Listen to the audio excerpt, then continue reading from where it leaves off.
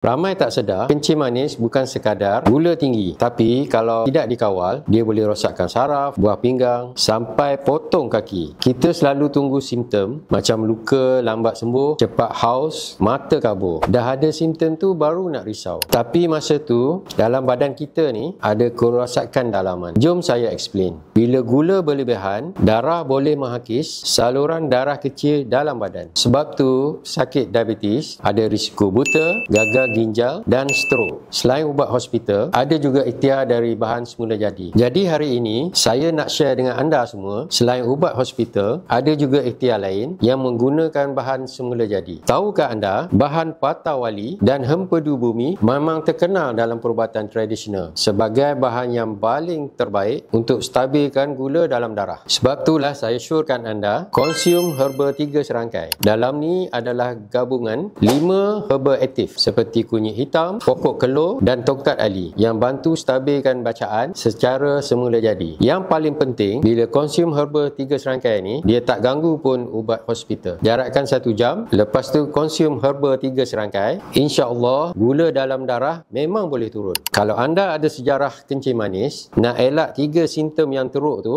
boleh mula ikhtiar sekarang dengan herba 3 serangkai ini.